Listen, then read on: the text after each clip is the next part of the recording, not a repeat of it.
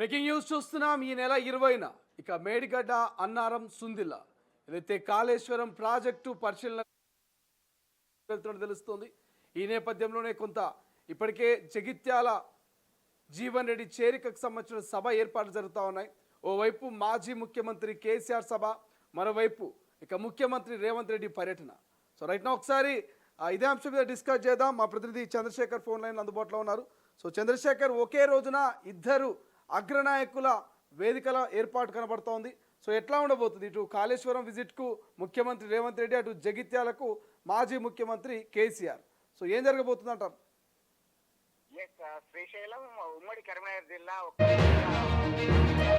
వేదికగా మారింది. హీటెక్కిపోయిందని చెప్పుకోవచ్చు. ఈ నెల 20వ తేదీన ముందస్తు ప్లాన్ ప్రకారము గులాబీ బాస్ కె చంద్రశేఖరరావు సమక్షంలో జగిత్యాలలో మాజీ మంత్రి, కాంగ్రెస్ సీనియర్ నేత గత నెల 25వ తేదీన రాజీనామా చేశారు.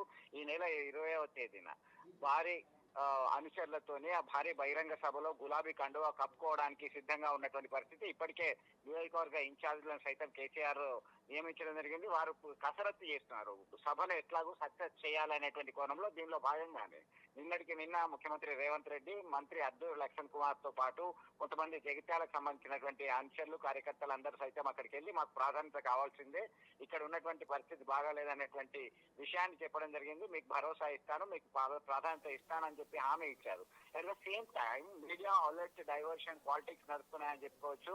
National dam safety authority, PT Ghosh committee, ఇలా పలు అంశాలకు సంబంధించినటువంటి మేడిగడ్డ, కాళేశ్వరం సంబంధించినటువంటి ప్రాణహిత గోదావరి నదుల పైన నిర్మిస్తున్నటువంటి ఎత్తిపోతల పథకం మేడిగడ్డ, అన్నారం, సుందిల్ల ఈ ప్రాజెక్టులకు సంబంధించి కొంత 7వ పిఎస్ దగ్గర కుంగినటువంటి విషయం మనకు విదితమే. దీన్నంతా కూడా ఇమ్మీడియట్ గా యుద్ధ ప్రాతిపదికన దాన్ని బాగు చేయాలి. వచ్చేటువంటి ఖరీఫ్ సీజన్ కి రైతన్నకి సాగునీరు అందించాలంటే యుద్ధ ప్రాతిపదికన చేయాల్సినటువంటి అవసరం ఉందని స్వయంగా రాష్ట్ర ముఖ్యమంత్రి రేవంత్ రెడ్డి పర్యటిస్తున్నటువంటి పరిస్థితి మనం గమనించవచ్చు. దీనిలో భాగంగా ఒక్కసారిగా పాలిటిక్స్ హీట్ ఎక్కాయి. మాజీ ముఖ్యమంత్రి ఇద్దరు ఒకే రోజు పర్యటన సాగిస్తుండడం, ఉమ్మడి కరీంనగర్ జిల్లా వేదికగా ఉండడం అనేది ఖచ్చితంగా ఇది డైవర్షన్ మీడియా పాలిటిక్స్ అని చెప్పి భావిస్తున్నారు కొంతమంది స్థానిక విశ్లేషకులు. దీనిలో భాగంగానే ఒక హై అలర్ట్ అయితే ఉన్నటువంటి పరిస్థితి మనం గమనించవచ్చు. శ్రీశైలం అంటే ఉమ్మడి కరీంనగర్లో ఇద్దరి నేతల పర్యటనతో, ఒకరు ముఖ్యమంత్రి, మరొకరు మాజీ ముఖ్యమంత్రి. సో భద్రత ఎట్లా ఉండేటువంటి అవకాశం ఉంది? సో ఎటువంటి ఏర్పాట్లకు పోలీస్ సిబ్బంది సిద్ధమవుతున్నటువంటి సమాచారం ఉంది? మీరు అన్నట్టుగా ఒకవైపు ముఖ్యమంత్రి, మరొక వైపు మాజీ ముఖ్యమంత్రి భారీ బహిరంగ సభ ఏర్పాటు చేయడం, జగిత్యాల వేదికగా కసరత్తు చేస్తున్నటువంటి పరిస్థితి. మరొక వైపు రాష్ట్ర ముఖ్యమంత్రి కాబట్టి ఖచ్చితంగా ఆయనకి పటిష్టమైనటువంటి భద్రతా వ్యవస్థ ఏర్పాటు చేయడానికి సైతం సిద్ధంగా ఉన్నటువంటి పరిస్థితి. ఉమ్మడి కరీంనగర్ జిల్లానే కాదు, తెలంగాణ రాష్ట్ర వ్యాప్తంగా పోలీస్ బలగాలని అక్కడికి తరలించేటువంటి అవకాశం ఉంది. ఒకవైపు జయశంకర్, భూపాలపల్లి, వరంగల్, హన్మకొండకు సంబంధించి, ఉమ్మడి వరంగల్ జిల్లాకు సంబంధించి ఉమ్మడి కరీంనగర్, ఒకవైపు రామగుండం కార్పొరేషన్ నుంచి ఉన్నటువంటి బలగాలను సైతం అటు కాళేశ్వరం ప్రాజెక్టు వైపుకి ముఖ్యమంత్రి పటిష్ట భద్రత కొరకు ఉపయోగించుకునేటువంటి అవకాశం ఉంది. ఇప్పటికే జగిత్యాల సభకు సంబంధించి ఉమ్మడి కరీంనగర్ జిల్లాలో ఉన్నటువంటి పోలీసు భద్రతా బలగాలకి ఆదేశాలు ఉన్నాయి. ఎక్కడ ఎవరు ఉండాలి, ట్రాఫిక్ డైవర్షన్ ఎట్లా చేయాలి, ఎలాంటి అవాంఛనీయ ఘటనలు జరగకుండా ఏ విధమైనటువంటి చర్యలు తీసుకుంటే బాగుంటుంది అనేటువంటి కోణంలో అన్ని రకాల ప్లాన్ అయితే ఇప్పటికే ఖచ్చితంగా ముగిసిందని చెప్పుకోవచ్చు. మరొక అంశం ఏంటంటే ఈ లో కేసీఆర్ సభ ఉంటుంది జగిత్యాల జిల్లా కేంద్రంలో. ఇక్కడ ముఖ్యమంత్రి రేవంత్ రెడ్డి పర్యటనకు సంబంధించి మధ్యాహ్నం వరకు అయిపోయేటువంటి అవకాశాలు కనబడుతున్నాయి. దీనిలో భాగంగా ఖచ్చితంగా రాష్ట్ర ముఖ్యమంత్రి భద్రతకు సంబంధించినటువంటి పోలీస్ బలగాలు అటువైపు వారి యొక్క బాధ్యతలను నిర్వర్తిస్తారు. ఇటువైపు అయితే టిఆర్ఎస్ శ్రేణులు, అలాగే మాజీ ముఖ్యమంత్రి కేసీఆర్, ఇతర నేతలకు సంబంధించి సభకు సంబంధించినటువంటి ఏర్పాట్లు, ట్రాఫిక్ మళ్లింపు, బందోబస్తు ఇవన్నీ కూడా మీరు డిశ్చార్జింగ్ రెస్పాన్సిబిలిటీస్ డివైడ్ చేయడం జరిగింది. Right, thank you Chandrasekhar, thanks for updates. ఇది ఓవరాల్గా ఒకే రోజు ఇక ఇటు మాజీ ముఖ్యమంత్రి కేసీఆర్ భారీ బహిరంగ సభకు ప్లాన్ చేస్తూ ఉంటే, అదే రోజు కాళేశ్వరం సందర్శనకు ముఖ్యమంత్రి రేవంత్ రెడ్డి వెళ్తున్నారు. సో ఏదైతే యుద్ధ ప్రాతిపదికన పనులను పూర్తి చేయాలంటే ఇప్పటికే ముఖ్యమంత్రి ఆదేశాలు జారీ చేసినట్టు తెలుస్తుంది.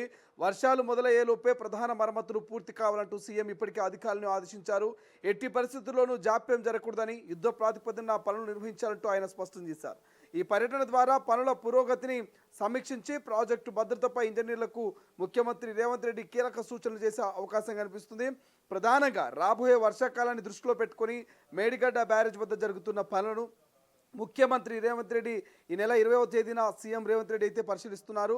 సో ఎన్డీఏసీ ఏదైతే నేషనల్ డ్యామ్ సేఫ్టీ అథారిటీ నివేదికలో సూచించిన అంశాల ప్రకారం మరమ్మతులు ఎంతవరకు వచ్చాయి ఆయన అడిగి తెలుసుకునే అవకాశం ఉంది. క్షేత్రస్థాయిలో ఉన్న పరిస్థితులను బట్టి అధికారులకు మరిన్ని కీలక ఆదేశాలు సూచనలు ఇచ్చేటువంటి ఛాన్స్ అయితే కనిపిస్తుంది. బట్ ఏదేమైనప్పటికీ కాళేశ్వరం ప్రాజెక్టులో ఉన్నటువంటి కీలకమైన మేడిగడ్డ, అన్నారం మరియు సుందిల్ల బ్యారేజ్ల రక్షణపై తెలంగాణ ప్రభుత్వం అయితే సీరియస్గా ఉన్నట్టు తెలుస్తుంది. గతంలో జరిగిన నష్టాన్ని సరిదిద్ది ప్రాజెక్టును కాపాడమే లక్ష్యంగా అడుగులు వేస్తోంది.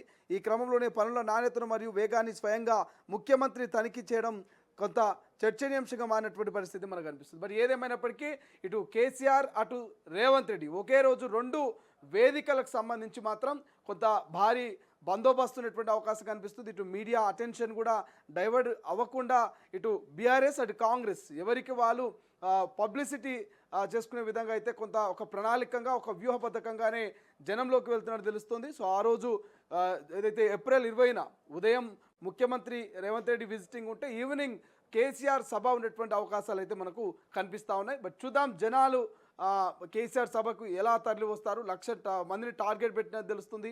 సో జన సమీకరణకు ఇప్పటికే నియోజకవర్గాలుగా అంటే ఒక్కో నియోజకవర్గం నుంచి 20,000 మంది చొప్పున తీసుకురావాలంటూ అక్కడ బీఆర్ఎస్ నేతలకు మరి ఇన్ఛార్జీలు వేసినటువంటి పరిస్థితి కూడా మనకు కనిపిస్తుంది. కాబట్టి సో ఏప్రిల్ 20న మరి ఉమ్మడి కరీంనగర్లో పొలిటికల్ హీట్ ఎలా ఉండబోతుంది అనేది చూడాల్సిన అవసరం ఉంది. అసలైన తొలి వెలుగు. ఫాలో వాట్సాప్ @తొలి వెలుగు official.